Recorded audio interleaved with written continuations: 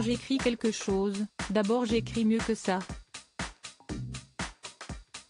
Je ne suis pas aussi grossier et je ne suis pas aussi vulgaire.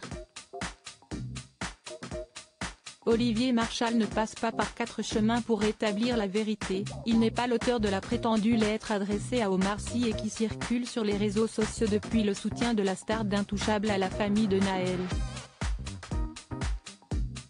Dénonçant des ignominies et l'utilisation de son nom à des fins vraiment minables, lamentables, l'acteur et scénariste de 64 ans a pris la parole, ce dimanche 2 février, sur le compte Twitter de son ex-femme et mère de ses 4 enfants, Catherine Quignou.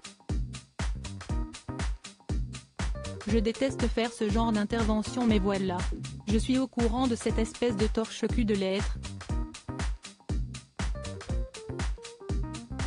Je voulais juste dire à tout le monde que ce n'est pas moi qui ai écrit ça, s'est-il ainsi exclamé de vive voix. Je voudrais que cette vidéo circule partout et que tout le monde le sache. Je ne suis pas quelqu'un qui suis aussi minable, aussi mesquin et aussi petit pour écrire des choses pareilles, a-t-il ajouté dans l'espoir de rétablir la vérité auprès du plus grand nombre. Et de conclure à l'attention des véritables auteurs de la lettre polémique, que ceux qui utilisent mon nom aillent bien se faire mettre. Omar Sy, Audrey Fleurot, Virginie Efira. Le classement des acteurs préférés du public en 2023 des poursuites judiciaires engagées. Outre cette vidéo, le réalisateur de 36 Quai des Orfèvres a également contesté l'authenticité de cette lettre par la voix de son avocat, me Pascal Pierre Garbarini.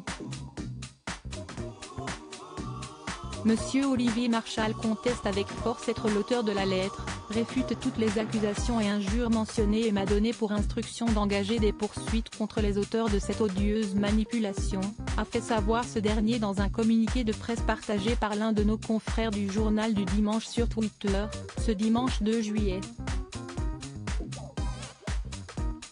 Moi, si j'ai quelque chose à dire à Omar Sy, je vais lui dire en face.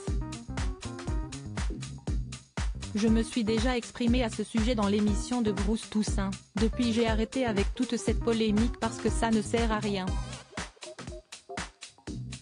Ça ne sert qu'à déclencher la haine et la connerie, a par ailleurs fait savoir l'ancien inspecteur de police en faisant référence à ses propos, tenus sur le plateau de BFM TV en juin 2020, après la publication de sa tribune en soutien aux forces de l'ordre en pleine affaire Adama Traoré tandis qu'Omar Sy avait, à contrario, publié le 4 juin de la même année sur l'Obs, une tribune appelant à dénoncer les violences policières.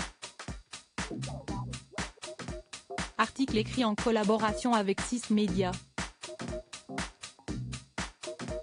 Crédit photo, Coadi Quevirec.